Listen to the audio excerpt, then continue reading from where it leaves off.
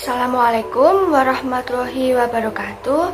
Perkenalkan, nama saya Rizka Dwi Novitasari dari Prodi Pendidikan Guru Anak Usia Dini, Fakultas Ilmu Pendidikan Universitas Trunojoyo Madura.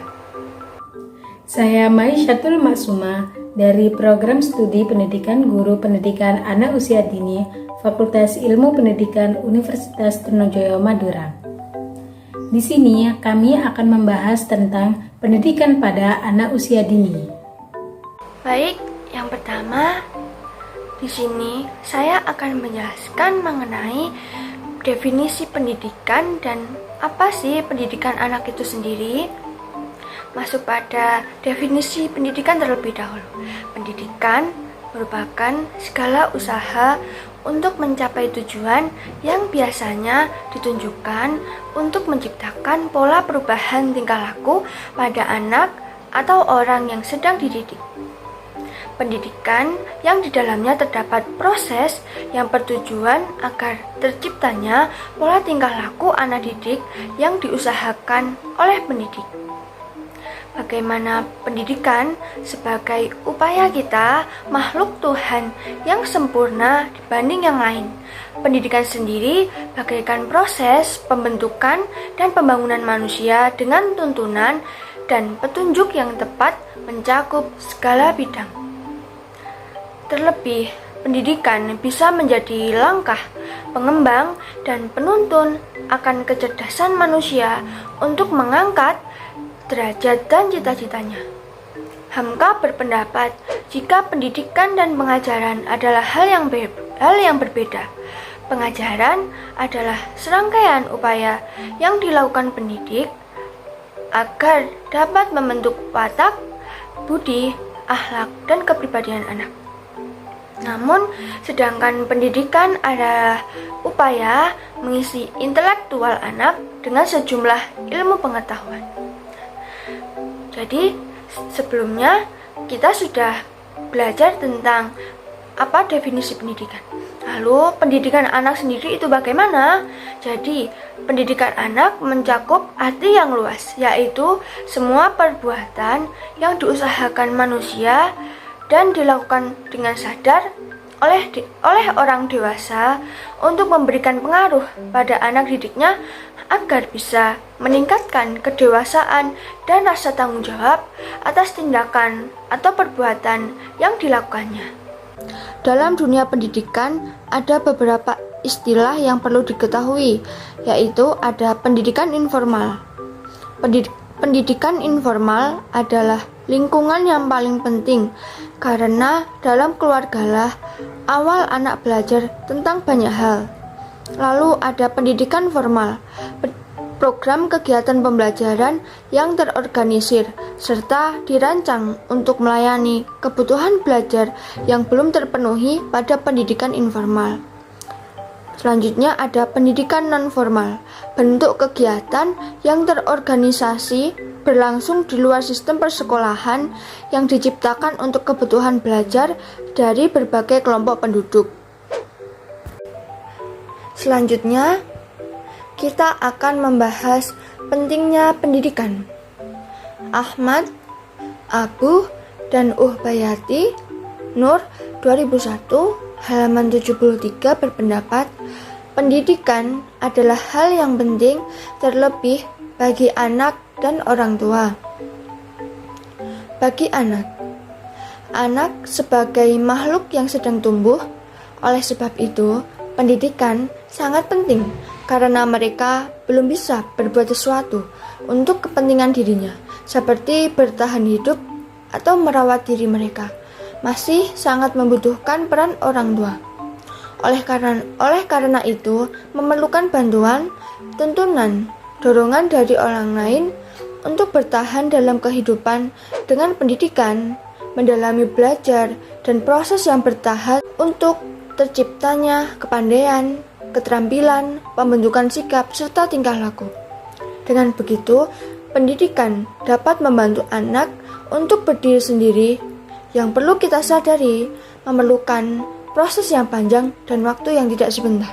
Lalu, bagi orang tua, pendidikan sebagai langkah orang tua untuk mendidik anaknya, baik dari segi fisik, sosial, emosi, ataupun inteligensinya, agar terciptanya kepandaian, keselamatan, serta mendapat kebahagiaan dalam kehidupannya. Pendidikan berkembang dipengaruhi oleh pengalaman yang dilaluinya. Apa yang didengar anak, dilihat anak, dan dirasakan anak adalah proses pembentukan kepribadian untuk perkembangannya. Kata-kata yang terucap, sikap, tindakan, serta perbuatan orang tua sangat mempengaruhi perkembangan pendidikan anak. Baik, untuk yang selanjutnya kita akan membahas tentang pendidikan pada anak usia dini. Pendidikan anak usia dini atau yang sering kita sebut dengan PAUD adalah suatu upaya pembinaan yang ditujukan kepada anak sejak lahir sampai dengan usia 6 tahun, yang dilakukan melalui pemberian rangsangan pendidikan sebagai bentuk bantuan bagi pertumbuhan dan perkembangan jasmani dan rohani, agar anak memiliki kesiapan dalam memasuki pendidikan lebih lanjut. Lalu, tujuan utamanya adalah untuk membentuk anak Indonesia yang berkualitas, yaitu anak yang tumbuh dan berkembang sesuai dengan tingkat perkembangannya, sehingga memiliki kesiapan yang optimal di dalam memasuki pendidikan dasar, serta mengarungi kehidupan setelah dewasa kelak. Selain itu, dapat memberikan kesempatan anak untuk mengenal sekolah, kegiatan-kegiatan di PAUD, juga menanamkan kejujuran, kedisiplinan, dan berbagai hal positif lainnya. Seluruh aktivitas pembelajaran PAUD dilakukan melalui pendekatan bermain sambil belajar. Lalu untuk pembahasan yang terakhir yaitu tentang peran keluarga dalam pendidikan anak. Keluarga merupakan lingkungan pertama bagi anak.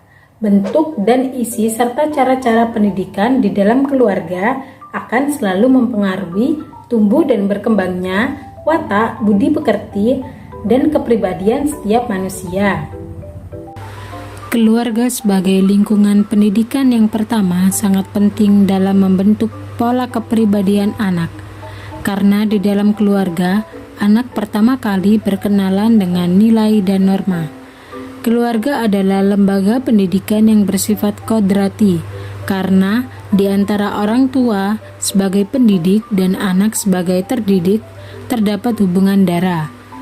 Pendidikan keluarga memberikan pengetahuan dan keterampilan dasar, agama, kepercayaan, nilai moral, norma sosial, dan pandangan hidup yang diperlukan peserta didik untuk dapat berperan dalam keluarga dan dalam masyarakat. Peran keluarga dalam pendidikan anak. Yang pertama yaitu menjadi guru. Peran pertama keluarga tentu menjadi guru bagi anak, di mana anak ketika membuka mata, maka keluargalah yang membantu menjelaskan apa yang anak lihat, sehingga mereka beranjak menjadi anak-anak yang sudah mengerti akan hal di dunia. Yang kedua, menjadi teman. Orang tua bisa berperan menjadi teman ketika berbicara mengenai pendidikan anak. Orang tua juga bisa saja membiasakan diri untuk menjadi teman anak-anak dalam belajar, agar suasana tidak menjadi kaku dan membuat anak malas untuk belajar. Yang ketiga, menjadi seorang hakim. Hakim di sini dimaksudkan bahwa mereka harus bisa membantu menentukan hal yang anak-anak tidak mengerti atau tidak diketahui. Yang keempat, menjadi pengawas. Pengawasan merupakan hal utama yang harus dilakukan bahkan sampai anak sudah menjadi dewasa, sehingga anak sudah siap melepas diri atau mandiri. Tetapi hal ini tentu tidak boleh dilakukan secara berlebihan. Yang kelima, mengontrol dan mengatur waktu anak. Sejak dini, anak-anak harus diatur dan didisiplinkan untuk bisa mengatur waktu dengan baik, sehingga besar nanti mereka akan terbiasa dengan hal-hal yang teratur. Yang keenam, terlibat dalam penyelenggaraan pendidikan anak di sekolah. Dukungan orang tua terhadap pendidikan anak sangat diperlukan. Semangat dan motivasi akan timbul dari diri anak jika orang tua selaku orang terdekat anak sangat mendukung akan keberlangsungan pendidikan anak. Berikut ini yang dapat orang tua lakukan untuk terus berperan dalam pendidikan anak di sekolah. Memenuhi kebutuhan sekolah anak, seperti menyiapkan alat tulis sekolah, buku sekolah, dan juga seragam sekolah. Sempatkan waktu untuk menemani anak belajar di rumah. Ciptakan suasana nyaman saat anak belajar. Orang tua menjalin hubungan baik dengan pihak sekolah, seperti rutin memenuhi pertemuan sekolah. Peran orang tua sangat penting bagi masa depan anak kelak. Bermanfaat.